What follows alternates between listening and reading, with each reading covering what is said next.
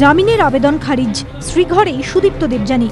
Sarada tours and ট্রাভেলসের বিরুদ্ধে Hastings থানায় দায়ের করা একটি মামলায় গত 12 জুন সুদীপ্ত ও দেবযানীকে 7 দিনের পুলিশি হেফাজতের নির্দেশ দেয় আদালত। পুলিশি হেফাজতের মেয়াদ শেষে মঙ্গলবার দুজনকে ফের ব্যাংশাল কোর্টে তোলা হয়। এদিন আদালতে সুদীপ্ত ও দেবযানীর আইনজীবীরা দুজনের জামিনের আবেদন করেন। আদালতকে তারা জানান, তদন্তে নতুন করে কোনো তথ্য পাওয়ার নেই। দীর্ঘদিন পুলিশি হেফাজতে থাকার ফলে দুজনেই অসুস্থ হয়ে পড়েছেন। যদিও জামিনের আবেদনের বিরোধিতা করেন সরকারি আইনজীবী। দুপক্ষের সওয়াল জবাব শুনে সুদীপ্ত ও দেবযানীকে 2 তারিখ পর্যন্ত ফের জেল হেফাজতের নির্দেশ দেয় আদালত।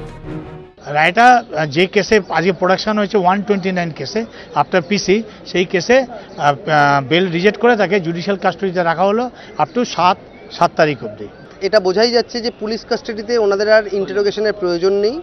তো আমরা বলি যে কাস্টাডিয়াল ইন্টারোগেশন যদি প্রয়োজন না থাকে তাহলে তাদেরকে জামিন মঞ্জুর করা হোক, যদিও সেই আবেদন আদালত please to reject that bail application.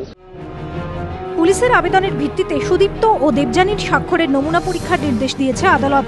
বুধবার ফের দুজনকে বিধাননগর আদালতে তোলা হবে। পুলিশ সূত্রে খবর, অভিযুক্তদের হাতে সারদাকাণ্ডের 2টি মামলায় জমা পড়া চার্জশিটের কপি তুলে দেওয়া হবে। পাশাপাশি বুধবার আরও একটি মামলায় চার্জশিট দাখিল করতে পারে বিধাননগর কমিশনারেট।